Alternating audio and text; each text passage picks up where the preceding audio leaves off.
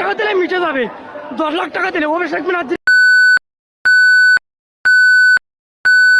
জনগণ মিলে 10 কোটি টাকা দেবো। উনি কখনো মানতে পারবেন না এটা। উনি একটা মুখ্যমন্ত্রী, উনি একটা নারী, উনি কি করে এটা দেখতে পারে? উনি আমার নাটক করে উনি আমার এতে লেবেছে, আন্দোলনে লেবেছে। উনি আইএসএফ সমাজ পরিবর্তন করার লড়াইয়ে লেগেছে। সাংবিধানিক অধিকার, সামাজিক ন্যায়, আত্মমর্যাদার লড়াই করার জন্য দল দৃঢ় প্রতিজ্ঞাবদ্ধ। বর্তমান সময়ে রাজ্যের আরজিকর হসপিটালের কাণ্ডকে নিয়ে যে উত্তাল আন্দোলন চলছে, আইএসএফও তাতে সামিল হয়েছে। তিলোত্তমার পরিবার যাতে ন্যায় বিচার পায়, সেই জন্য আইএসএফ আন্দোলনের জন্য মানুষকে সংগঠিত করছে। আজকে একটা ভিডিও দেখলাম যার সত্যতা যাচাই করে নি। সেখানে একজন নাবালিকাকে আপত্তিকর ও অবাঞ্ছিত মন্তব্য করেছে, যেটা অত্যন্ত নিন্দনীয় ও নক্কারজনক ও দুর্ভাগ্যজনক। আমাদের কোনো সমর্থক যদি এই অবাঞ্ছিত মন্তব্য করে থাকেন, সেটা দলের বক্তব্য নয়। দল এই ধরনের বক্তব্যকে কোনো মতেই প্রশ্রয় দেয় না।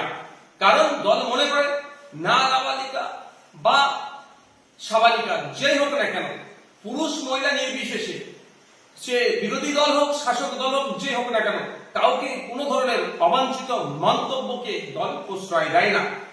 কারণ দল সবসময় এই মনোভাব নিয়ে চলে শূন্য সহনশীলতা বা জিরো টলারেন্স, যেটা পার্টির প্রত্যেকটা স্তরে নেতৃত্বের জন্য প্রযোজ্য।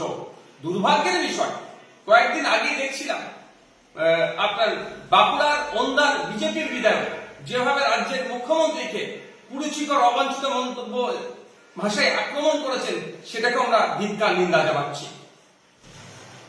আইএসএফ পশ্চিমবঙ্গ রাজ্য কমিটির পক্ষ থেকে সমস্ত সদস্য, কর্মী ও দরদীদের কাছে আমার আর্জি থাকলো, কোন রকম অশালীন, অবাঞ্ছিত, আক্রোশজনিত বক্তব্য থেকে আপনারা বিরত থাকুন।